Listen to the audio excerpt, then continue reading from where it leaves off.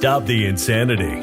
Get focused on what really matters in life. Your faith, your family, your finances, and your future. Now sit back and change the trajectory of your life. This is Money for Life, brought to you by the 100-Year Savings Solution. Are you concerned about the markets?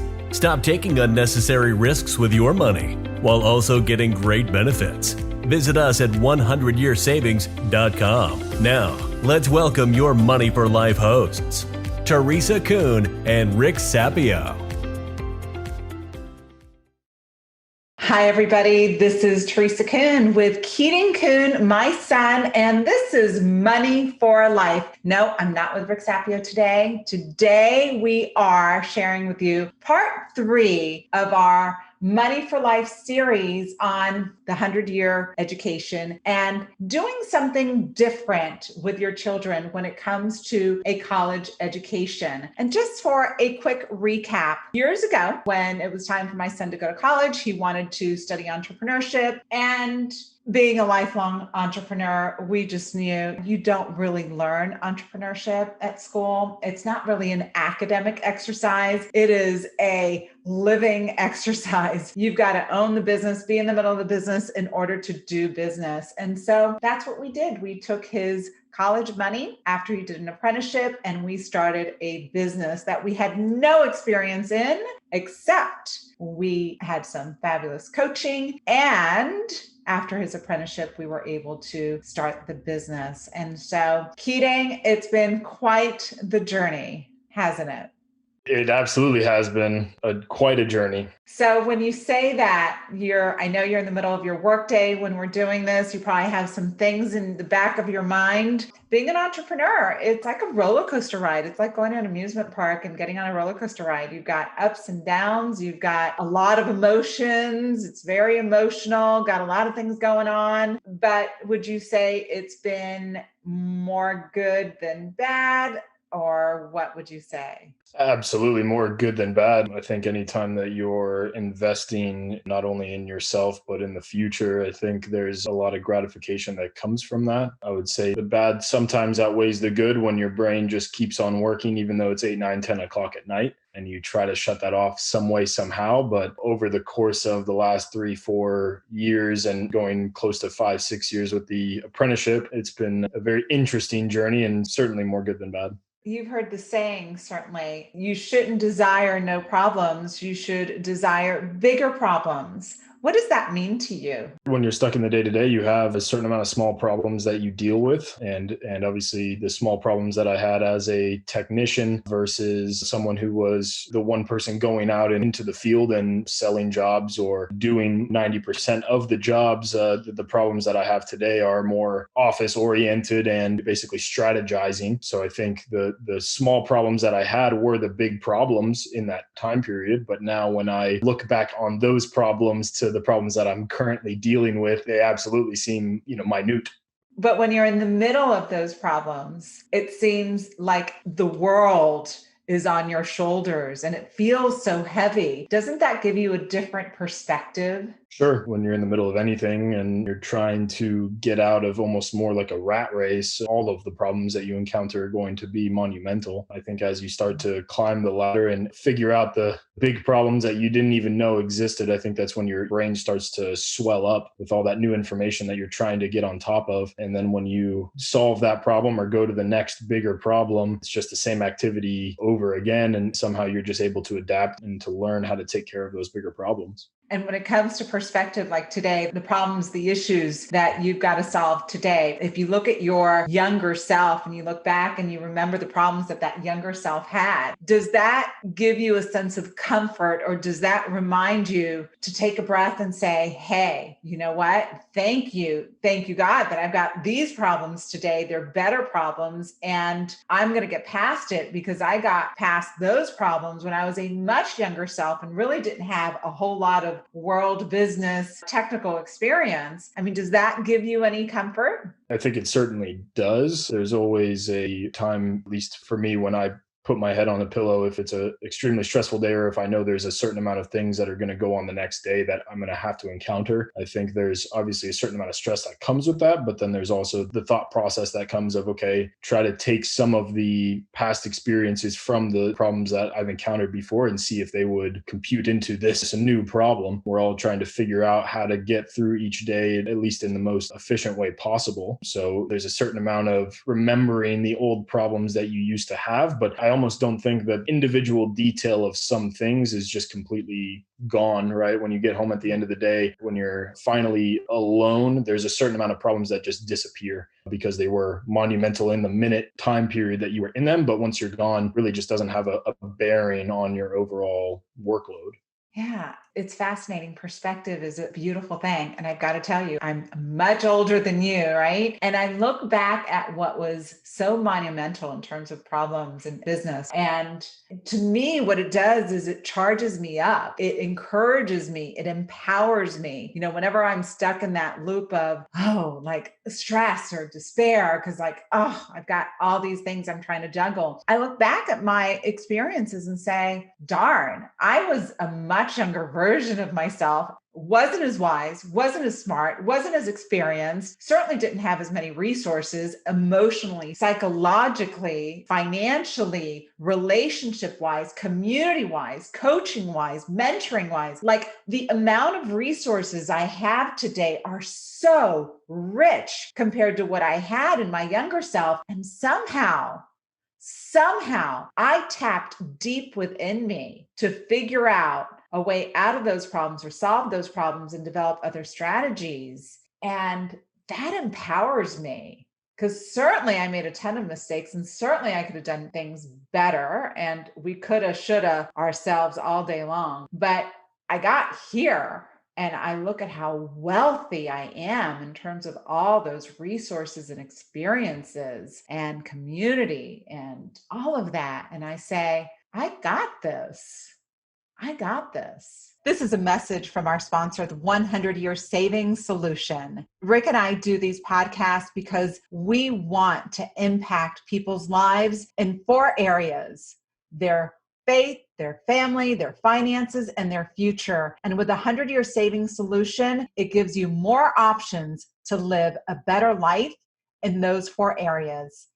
It is a specially designed whole life insurance policy that gives you more for your money than you'll ever get from a bank, a CD, or the traditional savings solution. Go to 100yearsavings.com to learn more. I think there's a certain amount of problems that we come across that are problems while you're in them, but when you look back, it's more of a blessing, right? The experiences that you have are the things that the most fun thing to do in that moment. But when you look back on it, you figure out that that actually meant a lot to either the problems that you're going through at a certain time period in the future or the things that you're trying to get done that aren't necessarily just problems, but the processes and the things that you learn as you're going through, almost like a tornado worth of things that you need to do. You're able to simplify it almost and bring it to a level that you can actually attack. I think that was one thing that I'd learned fairly quickly, was being able to simplify things from a monumental problem that might be monumental in the moment to a small pebble. Once you're able to grasp the things that are needed to do to make it a pebble, those are the processes that your mind has to figure out when you're starting to grow your business and take it to the next level. Foundations are built on pebbles and stones, right? That's how you make foundations strong, with rock solid. One of my favorite sayings, I use it all the time with clients, is when we're in a place that just doesn't feel good, we feel like we're starting over or we've hit a bottom, so to speak. I love the saying that rock bottom is the foundation from which I rebuilt my life. And it sounds a little dramatic. Actually, that came from J.K. Rowling, the author of Harry Potter, and her story is fascinating. And that's a quote that's been attributed to her. What an amazing quote. And for me, I see so often looking back when I was in the middle of all that, the hand of God, like God's grace and blessings in my life, and how so many things I see his hand. And that gives me a lot of comfort, and that gives me a lot of joy, and that empowers me greatly to think, wow, I got through that. And I was not even a shadow of the person I am today. And I know you look back at when you got started and you've got to think, who was that guy? Can you even associate with who that person was? I think there's the same person there underneath, at least the character, maybe not the physical or the way I necessarily look on a day to day, but at least some of the mental traits that I had at 16, 17, 18, 19 with the critical thinking skills, or just being able to look at something and either see that something's wrong or see that that could be made better. Just those the things that your mind does on a day to day basis. But for the thinking roles and the things that you're now starting to think about when you're growing a business and the many different things that you're having to think about, I don't think I can really say that it's the same at all. Certainly very different skill sets. And that's one of, I think, really cool things about being an entrepreneur. You're certainly exposed to your weaknesses. You're certainly hit on a regular basis what you're not good at. And that's where building a team around your weaknesses comes in very handy, making sure that you've got your role delineated and your role congruent with your strengths, because otherwise going to work is a challenge if all day long you're in your weaknesses. And when you're starting a business and when you're growing a business, many times you don't have the luxury of having a team built around your weaknesses. You've got to take on a lot of different roles and a lot of different roles that aren't good for you, which is why, in the service industry and really in most industries, service, not only in like HVAC or plumbing, but chiropractor or financial services or doctors, lawyers, CPAs, all of those are service industries that those businesses begin with a technician who have a skill set in a technical aspect that they're able to service their clients with. And they build a business based on that. It's the Michael Gerber model, a technician who has an entrepreneurial seizure. And then they start building a business and they realize, I don't have these skill sets. I have no idea what to do. I know how to be a lawyer, but I don't know how to build a business. And so you're so stretched in so many ways. Now, I'm going to ask you a trick question. What is the number one role that you've got as a business owner in building your business? What is the number one thing that you've got to do, that you've got to figure out in any business? But we're talking about you and your business. What have you learned that number one thing is?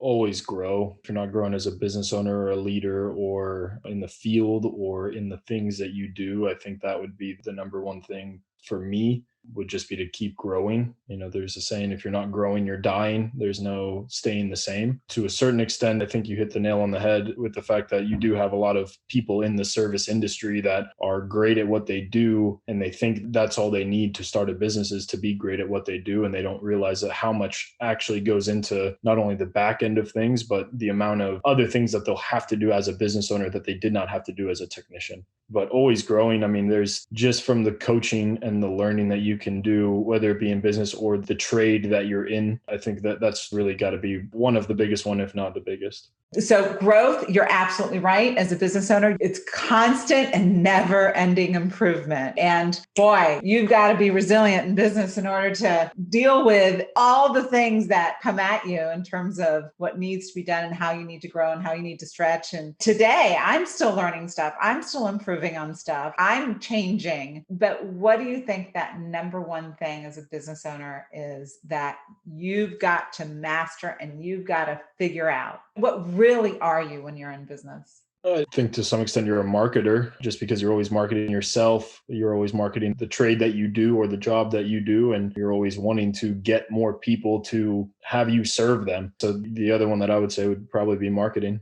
Ding, ding, ding. I totally agree. And the coaching that we've experienced, they say we're actually marketers who happen to do XYZ. And so our number one job is to be the best marketers out there. And in that world of marketing, there's so much there, and we started the business together. I mean, from just branding and logo and websites and SEO and truck wraps and all of that. There is a whole lot to marketing. Knowing what you know today, what do you wish you would have done starting day one that you were told to do that you just didn't get? It didn't compute in your head. I would say the processes. I think processes can't be put high enough on the list. You're able to get a step-by-step plan of, you have a problem and you have a solution, and the solution is the processes, because at least on a day-to-day level, especially when you're out in the field and doing certain things, that you have a job that needs to be done and you have a list of things to complete that job. And if you're not going through in a timely fashion, if you're not doing things where you have a list of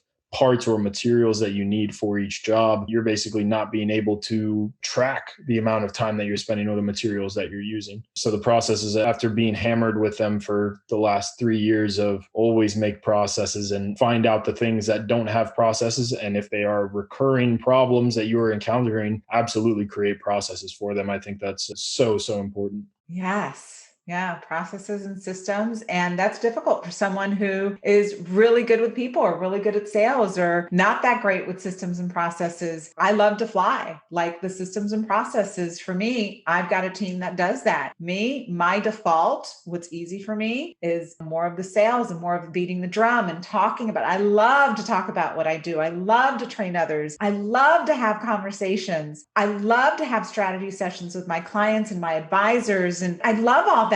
But boy, fly down and get down in the weeds and slow it down and develop a system and a process to do something. Whew. But if I had to go back, certainly would have focused on putting in those systems and processes. And going back to Michael Gerber, the E-Myth, he absolutely, it's all about building a business based on those systems and processes, just like McDonald's. That's why McDonald's is able to have 16, 17, 18-year-olds manage $1 million business. And they do that all over the world because they've got those systems and processes down to a T. There's nothing that happens at a McDonald's franchise that is not in their operating manual. Everything is in there. So something comes up, they open up the manual and they turn to that page and it says how they're supposed to handle that situation. Now, you've been exposed to Rick Sapio and a lot of his teachings, and Rick Sapio certainly has informed and influenced so much of the conversation around entrepreneurship in the last 30 years. He has really worked with the giants in the entrepreneur business, personal development world. And you were exposed to a lot of his teachings. And as a young man, you were probably, let's say you were in 7th grade, you were looking at this going, why am I even learning about this stuff, right? Besides the fact that Rick is very entertaining with all of his jokes as he's training and teaching. So for a young person, it's probably funny seeing somebody crack inappropriate jokes sometimes. But what would you say are a couple of things that you've taken from what you've learned from Rick over the years? Well, one thing I think, one that he says many times is Superman syndrome is the killer of Superman. When you're dealing with stress in a business environment, a lot of the times it's because you are taking too many things on your plate, and being able to delegate. I know for some people is just not what they want to be doing. They want to have a grasp over every single facet of their business. Even if they're not good at the things that they're trying to grasp, they still can't force themselves to give up that portion to someone else that knows what they're doing. But even at a young age, you're absolutely right about the jokes. I don't think those get old, but I think, and we had talked about it before as well, just being around those sort of people and that energy, the free thinkers and the people that are always striving to find better ways to do things, or to, Rick's always been a proponent of making your life simpler as a business owner. And that's one reason why he hammers down the Superman syndrome, is because if you are taking on too much, you're not going to be a good business leader. Just because you get the title of ownership does not make you automatically the best at every role of a business. So that's a super important. And I think every business owner, at least in the beginning, has to play a certain role of Superman. But the quicker that you can get out of the Superman role, I think it not only improves your mental health, but it improves your business as a whole.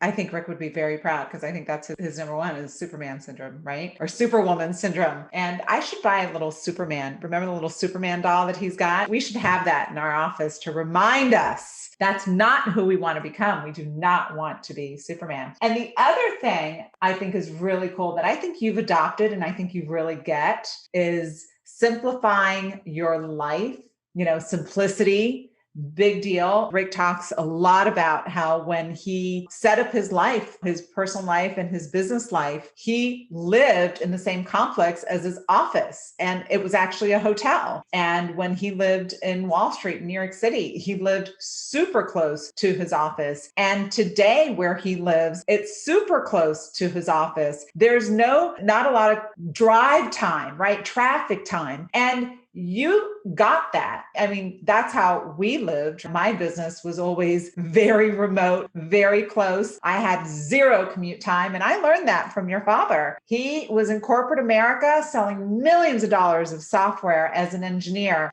from his home. And I looked at that, and this was way back when people did not work from home. And I was like, wow, he's able to sell millions of dollars of software from his home and not necessarily do it the way other people do it. So we've had no commute time in our life. We've had no dealing with traffic. That frees up so much energy to do other things like create or work or play, have fun, joy. And you've taken that on beautifully because you've actually managed to find a property where you can have your home, your warehouse, and your office.